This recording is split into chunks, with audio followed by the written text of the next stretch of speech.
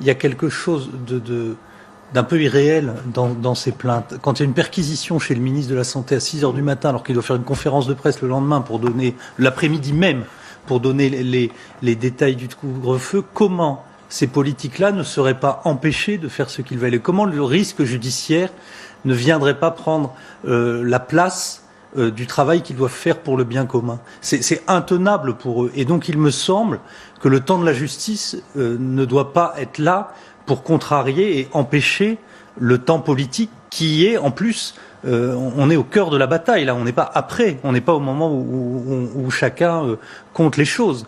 Et donc, moi, il me semble que dans cette histoire, on coupe les bras et les jambes des politiques et on leur dit allez-y, marchez, et ils peuvent pas. Là, je pense que ça n'est pas tenable. Maître Divisio vous répond. Pardon, vous êtes tous mûrs pour un État totalitaire dans votre plateau, là.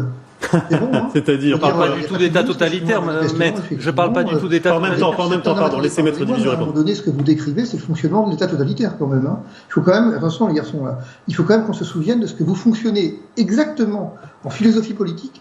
Ça s'appelle l'État totalitaire. C'est exactement ça. Quand vous empêchez la justice de fonctionner, au motif que finalement elle pourrait intervenir ou interférer dans l'exercice du pouvoir, et ben supprimer les juges, c'est Vous me permettez de vous répondre, maître?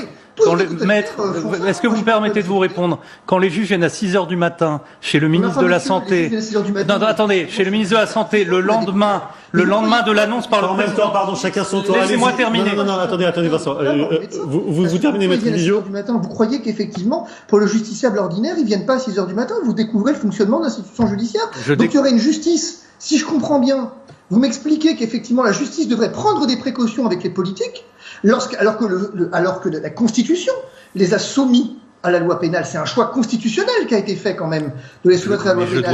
Je dis pas qu'ils doivent être hors du droit pénal. Je dis que l'on peut, en tant que citoyen, considérer que perquisitionner chez des ministres le jour où ils prennent une décision d'une gravité immense, ça peut être aussi de la justice abusive.